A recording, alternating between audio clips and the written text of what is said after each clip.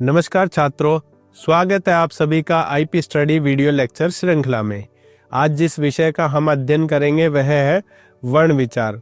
वर्ण विचार का अध्ययन करने के उपरांत आप जान पाएंगे कि हिंदी भाषा में कौन कौन से वर्ण हैं व इनका प्रयोग किस प्रकार से किया जाता है।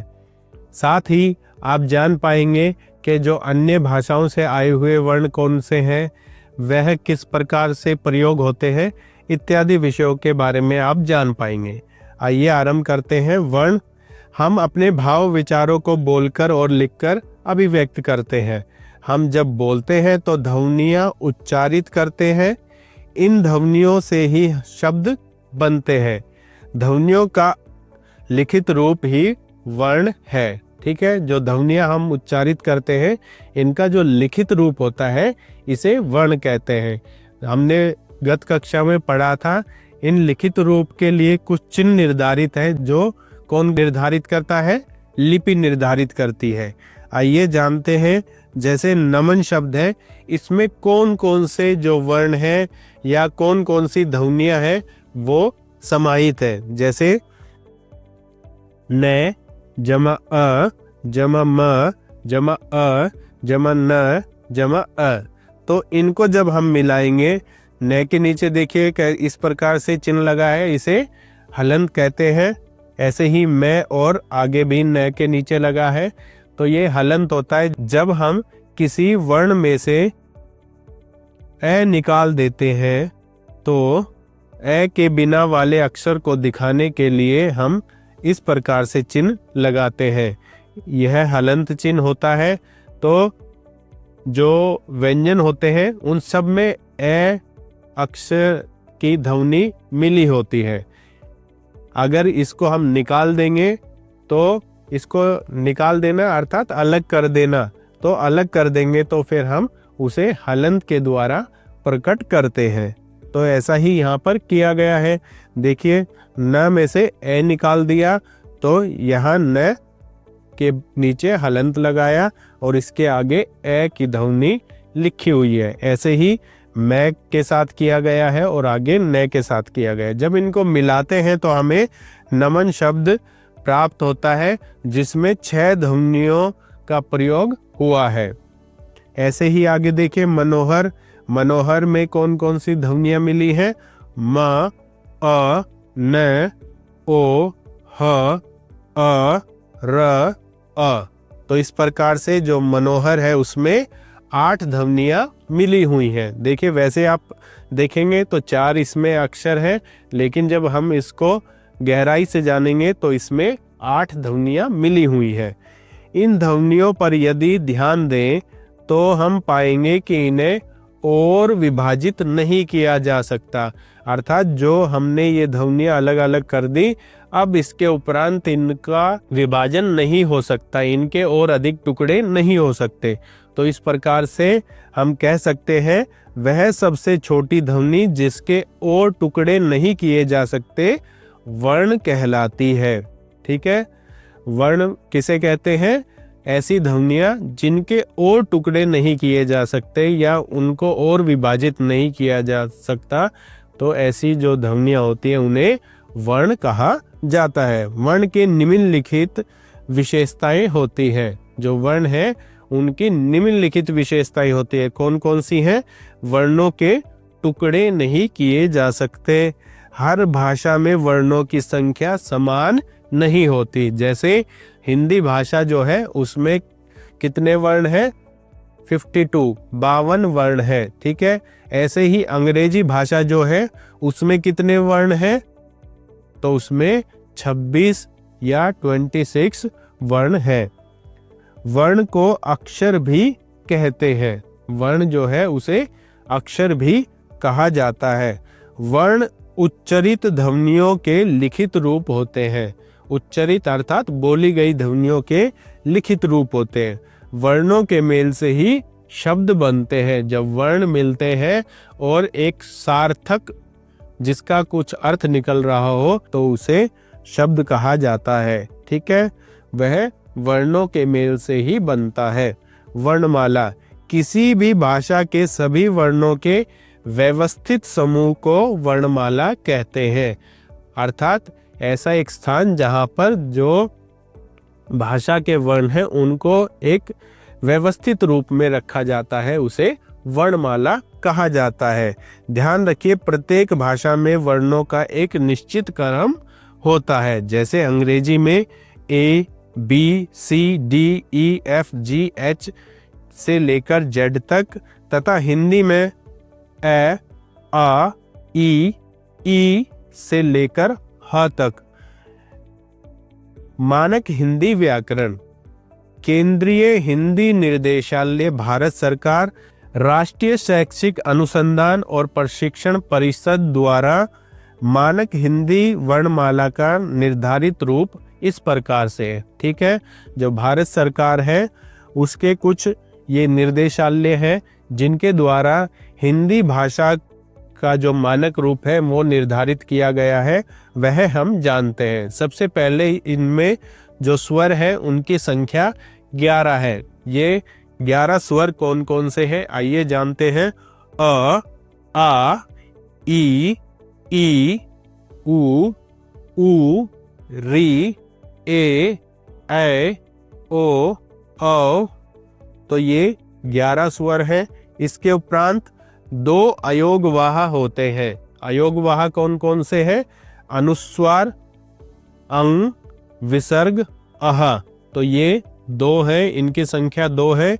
इन्हें अयोगवाह भी कहते हैं। व्यंजन, व्यंजन कौन कौन से हैं? देखिए, व्यंजनों की संख्या जो है वह 33 है। जैसे 5 वर्ग है, क वर्ग, च वर्ग, ट वर्ग, त वर्ग और प वर्ग। इसके उपरांत 4 अंतस्थ व्यंजन होते हैं और 4 उष्मीय व्यंजन होते हैं। तो इनको मिलाकर इनकी संख्या 33 होती है। कौन कौन से हैं ये व्यंजन? क, ख, ग, घ, ङ, च, छ, ज, झ, ञ, ट, ठ, ड, ढ, ण, त, थ, द, ध, न, प, फ, ब, भ, म, य, र, ल, व, श, श, स, ह।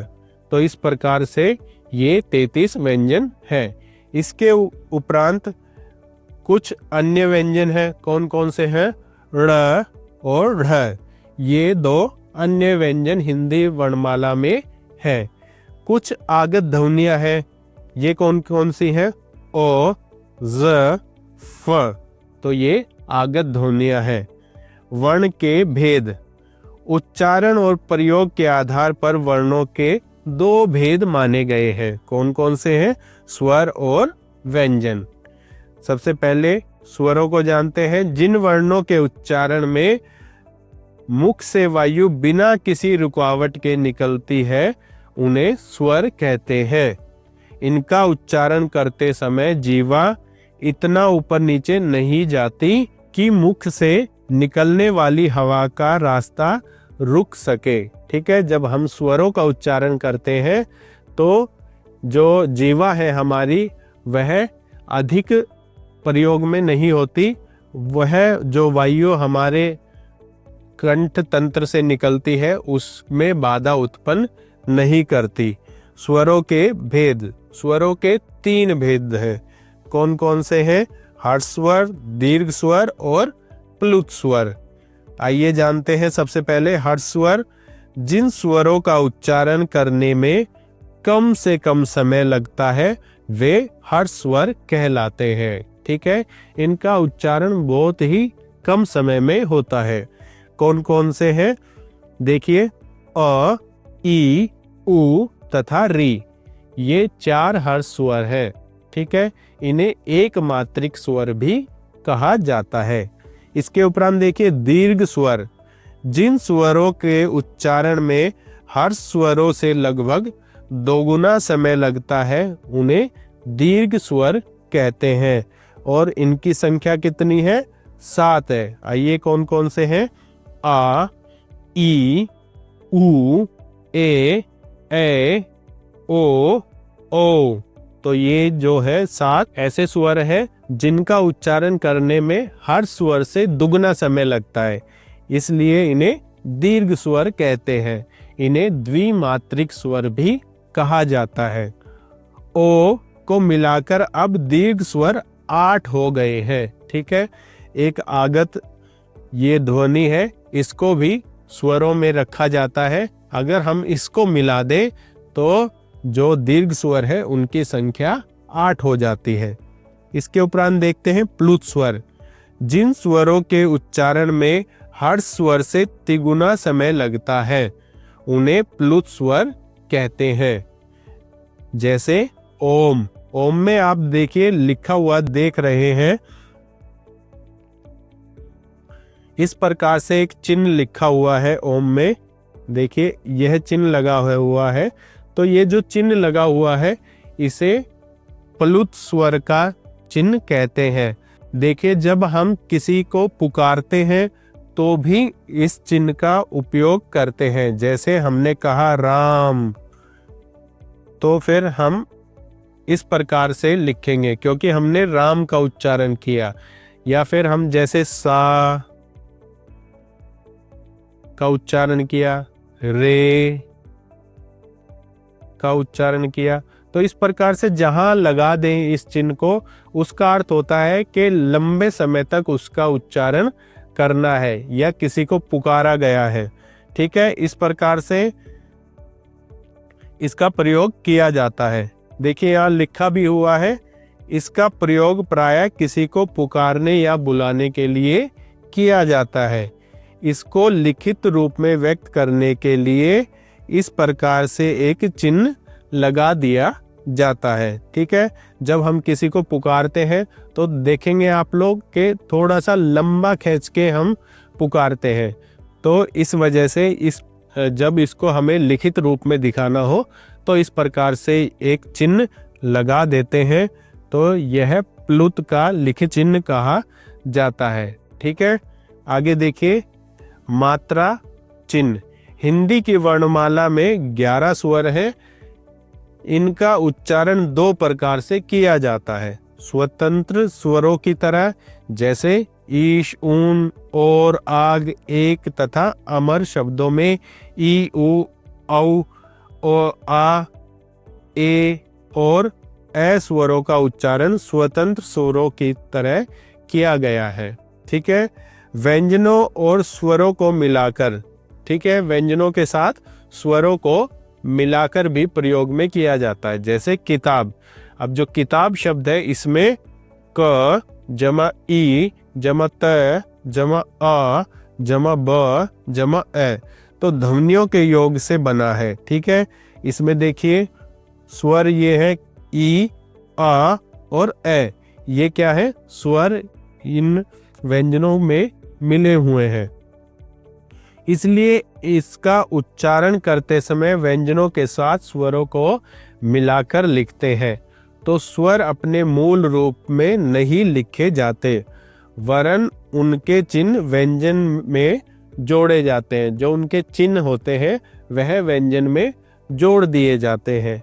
व्यंजनों के साथ लिखे जाने के लिए स्वरों के जो चिन्ह निश्चित किए गए हैं उन्हें मात्रा चिन्ह कहते हैं। ठीक है, कुछ ऐसे चिन्ह निर्धारित कर दिए गए हैं इन जो हमारे 11 स्वर हैं इनके के वह व्यंजन के साथ प्रयोग करते समय हम इन चिन्हों का प्रयोग करते हैं। तो इन्हीं निश्चित चिन्हों को मात्रा कहा जाता है। आइए कौन कौन से स्वर की कौन कौन सी मात्राएं हैं ये हम जानते हैं। सबसे पहले अ।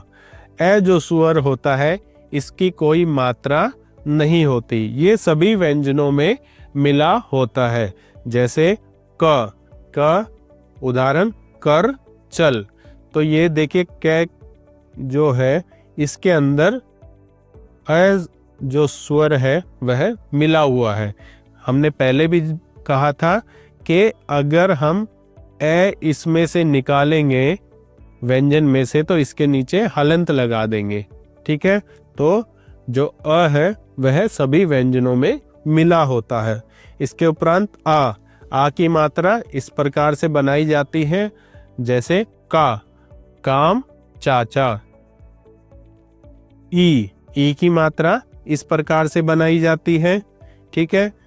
की से शब्द बने किसान, गिर, ठीक है। आगे देखिए, ई की मात्रा इस प्रकार से बनाई जाती है। यह जो वर्ण है या अक्षर है उसके पीछे से लगाई जाती है, तो इस प्रकार से की। उदाहरण है कीमत, खीर। ऊ की मात्रा जो वर्ण या अक्षर है उसके नीचे इस प्रकार से लगाई जाती है, व्यंजन और स्वर मिलाकर बना कु। उदाहरण कुल, मूड। इसके उपरांत ऊ की मात्रा, तो ऊ की मात्रा भी जो वर्ण या अक्षर है उसके नीचे लगाई जाती है, तो इसका उच्चारण हुआ कू। कूप, खून। री की मात्रा देखते हैं, यह भी वर्ण या अक्षर के नीचे लगाई जाती है, इस प्रकार से क्री, तो कृपण या गृह। इसके उपरांत देखते हैं ए की मात्रा। ए की मात्रा जो है वह वर्ण या अक्षर के ऊपर लगाई जाती है, सिर पे लगाई जाती है, जैसे के, केला, खेल। ए की मात्रा देखते हैं। ए की मात्रा जो है वह भी किसी वर्ण के ऊपर लगाई जाती है। ए में एक मात्रा लगाते हैं, ऐ में दो मात्राओं का प्रयोग किया जाता है। कै, कैसा, पैर। ओ देखते हैं। ओ की मात्रा वर्ण के ऊपर इस प्रकार और पीछे एक डंडा इस प्रकार से बनाया जाता है। को, कोयल, चोर। ओ की मात्रा, ओ, को, कॉलेज, डॉक्टर। इस प्रकार से ये मात्रा का प्रयोग किया जाता है। औ की मात्रा देखिए, कौ, इस प्रकार से दो मात्राएं ऊपर लगाई जाती हैं, तो कौ, कौशल, कोआ। ध्यान रखिए, रे में ऊ तथा ऊ की मात्रा नीचे न लगाकर बीच में लगाई जाती है, जैसे र जमा ऊ तो रू, रे जमा ऊ तो रू। इस प्रकार से बनाया जाता है। आइए आगे देखते हैं अयोगवाह। अंग और अह दो ऐसी ध्वनियां हैं जो न स्वर है और न व्यंजन है, इन्हें अयोगवाह कहते हैं।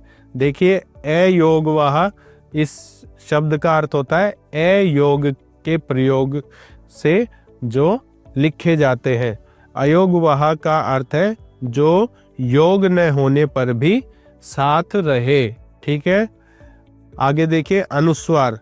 इसे हिंदी की वर्णमाला में स्वरों के साथ लिखने की परंपरा है। ए के ऊपर बिंदी लगाकर इसे अंग के रूप में लिखा जाता है। जिस वर्ण का उच्चारण नासिका से किया जाता है उसके ऊपर बिंदी लगा दी जाती है, जैसे गंदा, चंदा, पंजाब आदि, ठीक है। इसके उपरांत देखिए, विसर्ग को जानते हैं। विसर्ग को भी हिंदी वर्णमाला में स्वरों के साथ लिखने की परंपरा है, परंतु विसर्ग को स्वर तथा व्यंजन नहीं माना जाता। विसर्ग को अयोगवाह कहते हैं। इसका उच्चारण केवल संस्कृत में आए कुछ तत्सम शब्दों के साथ किया जाता है, जैसे अतः, प्रातः आदि। इसके उपरांत हम अनुनासिक जानते हैं। इसका चिन्ह चंद्र बिंदु है। इसका उच्चारण नाक और मुंह से होता है, जैसे मुंह आदि।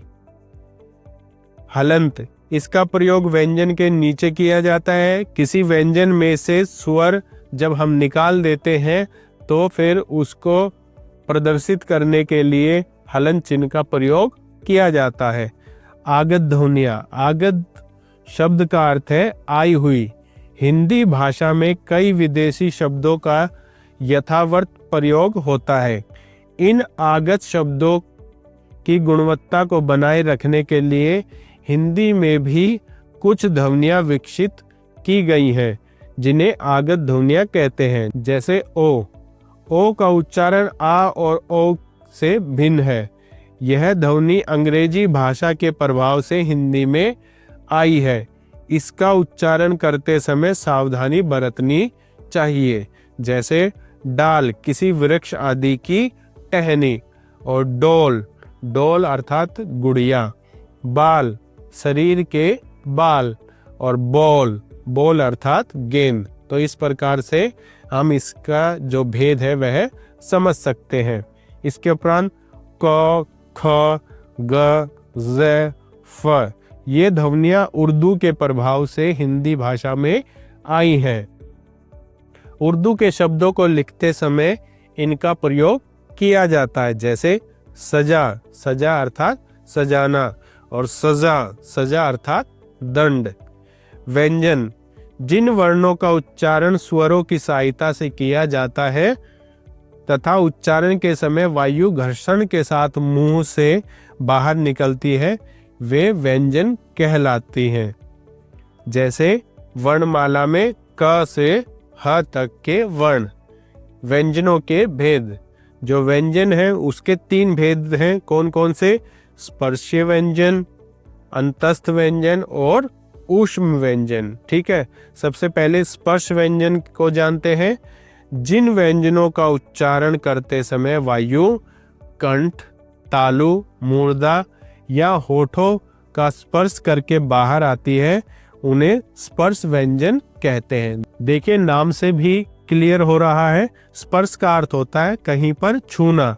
ठीक है, तो जब इन व्यंजनों का उच्चारण करते हैं तो हमारी जो जीवा है वह मुख के किसी न किसी भाग को छूती है।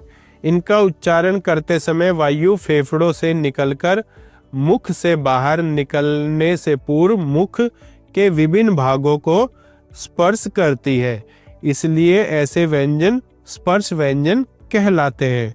स्पर्श व्यंजन 25 है। ये है जो कौन कौन से हैं? ये क वर्ग, च वर्ग, ट वर्ग, त वर्ग और प वर्ग। ये जो 5 वर्ग है, इनके जो 5-5 व्यंजन है तो इनकी संख्या कितनी हो जाती है? 25 हो जाती है।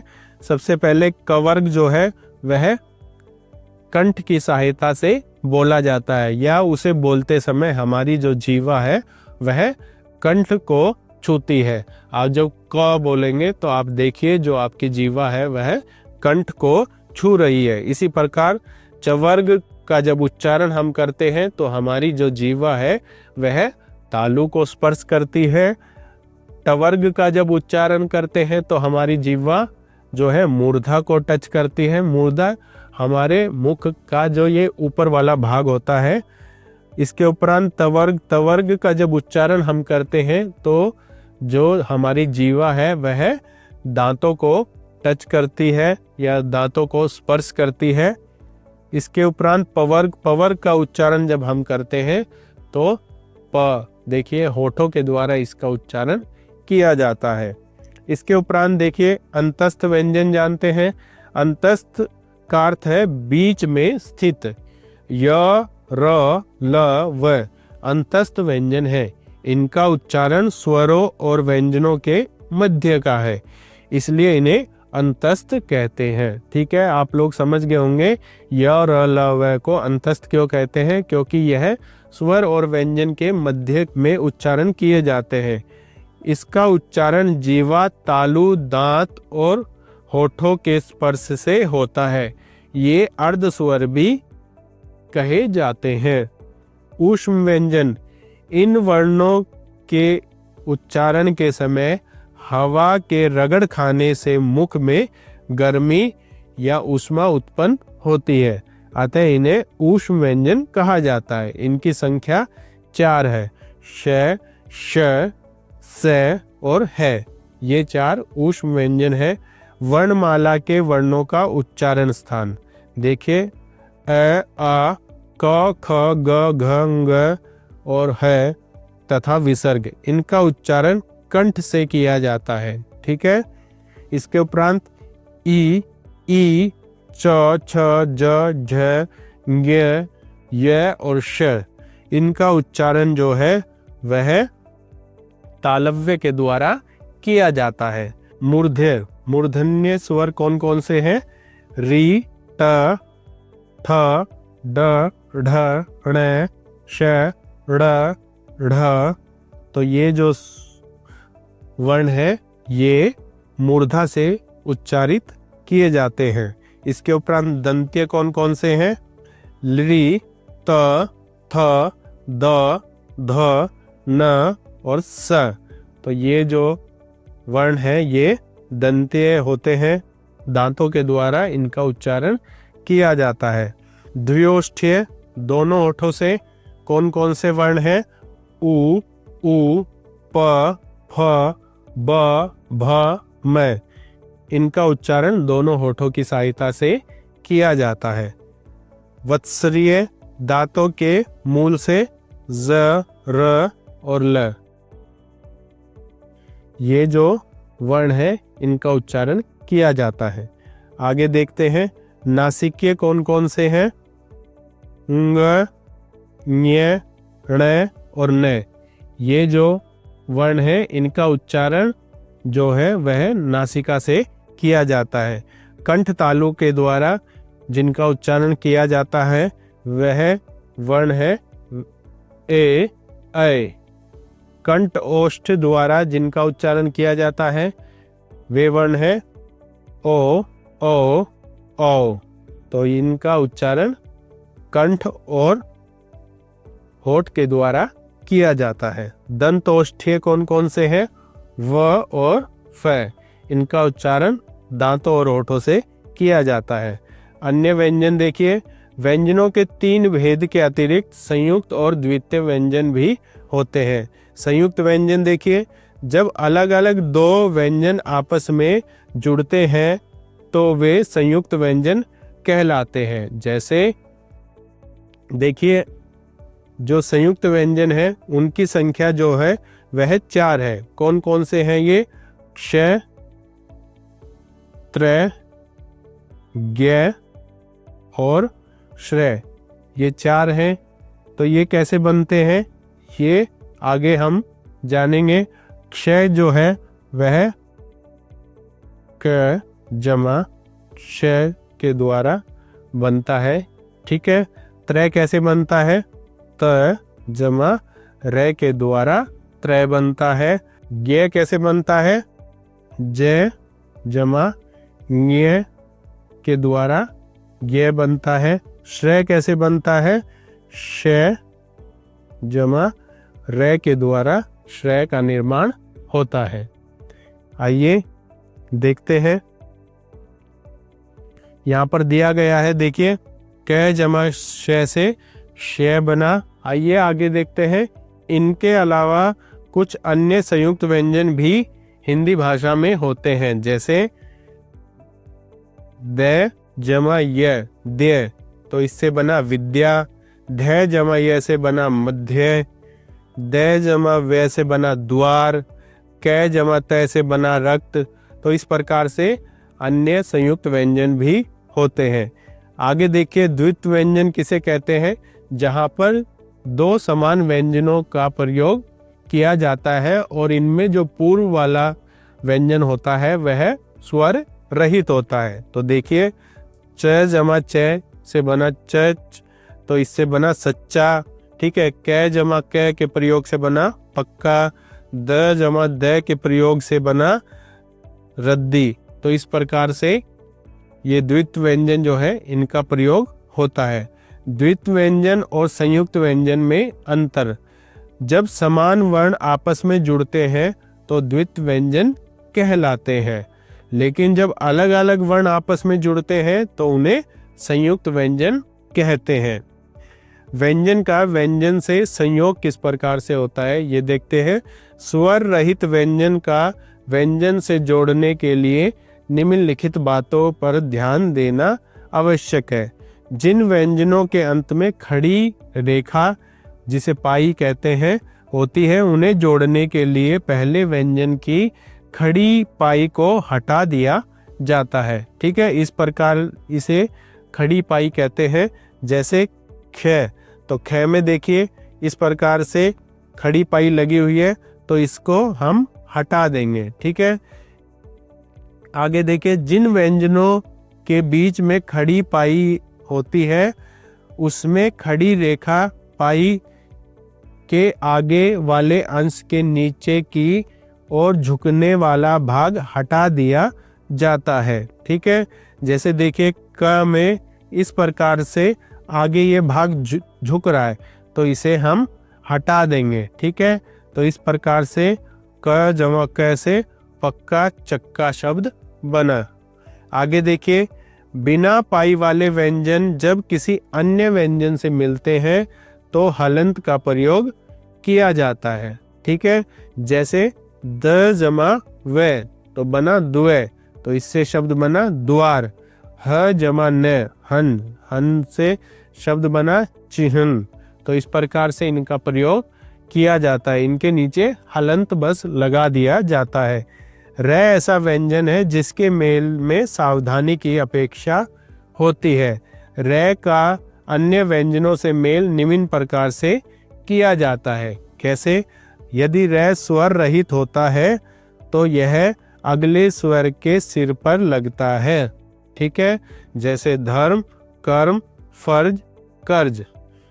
यदि र से पूर्व व्यंजन स्वर रहित हो तो र पूर्व व्यंजन के नीचे पदेन रूप में लगता है। जैसे ग जमा र ग्रह, भ जमा र भ्र, तो बना शब्द भ्रम। ठीक है, इस प्रकार से प्रयोग होता है। त तथा ड के साथ र का प्रयोग निम्नलिखित प्रकार से किया जाता है। देखिए ट जमा र तो बना शब्द ट्रक, ट्रम।